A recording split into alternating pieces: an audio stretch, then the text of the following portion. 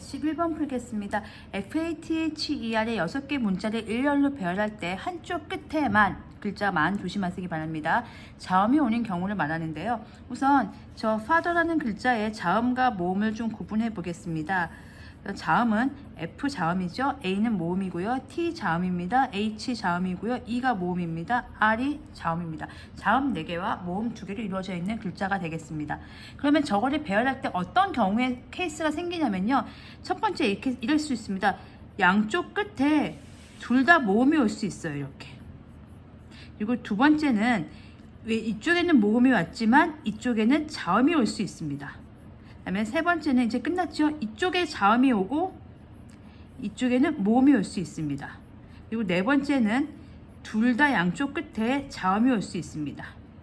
자, 이렇게 상황이 4가지 생기겠죠. 그럼 우리가 원하는 건 한쪽 끝에만 자음이 오는 경우입니다. 양쪽 다 모음이니까 얘는 아니고요. 한쪽 끝에만 이쪽은 자음이 오고 보시면 이쪽은 모음이 왔습니다. 이런 경우 얘기하는 거죠. 밑에도 마찬가지입니다. 이쪽에 자음이 왔고요. 오른쪽에 모음이 오는 거죠. 요 경우죠. 그래서 2번하고 3번의 경우가 됩니다. 요 4번도 안 됩니다. 자음이 2개 오면 안 되니까요. 그러면 이제 2번하고 3번의 경우 보겠습니다. 이쪽에 모음이 오고 이쪽에 자음이 오는 경우가 있고요. 그다음에 3번의 경우는 이쪽에 자음이 오고 이쪽에 모음이 오는 경우가 있겠죠. 자, 요런 경우의 수입니다. 모음을 골라볼까요? 모음이 될 수 있는 건 A하고 E 둘 중에 하나의 하나의 글자가 올 수 있죠. 이 두 가지입니다. A가 오던가 E가 오던가. 자음은요. FT, HR이니까 이 4개 중에 하나가 오면 되겠죠. 4가지입니다. 자, 그러면 이제 여기 한 글자 한 글자 왔으면은 이렇게 되고요. 요게 모두 몇 글자가 오죠? 전체 6글자인데 2개 온 거죠. 모음 하나, 자음 하나 왔으니까 여기 4개의 글자가 있습니다.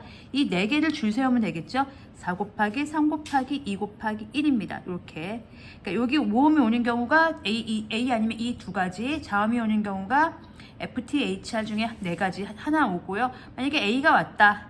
여기에 만약에 T가 왔다. 그럼 남는 글자 누구죠? E하고 F하고 H하고 R인데 그거를 일렬로 세우는 방법이 4, 3, 2, 1 되겠죠. 4가지, 3가지, 2가지, 1가지. 계산을 하면 이게 24고요. 이게 8이죠. 24 곱하기 8이니까 192가 되겠네요. 그럼 여기도 보겠습니다. 여기는 FT, HR 4가지 중에 하나가 올 거고요. 여기는 A, E니까 이 친구도 2가지 중에 하나가 오겠네요. 그러면 만약에 여기서 F가 왔다고 치고 여기는 A가 왔다고 칩시다. 그럼 남는 게 T, H, R, E가 배열되는 거죠. 역시 4글자를 배열하는 거니까 4 곱하기 3 곱하기 2 곱하기 1 이렇게 되겠죠.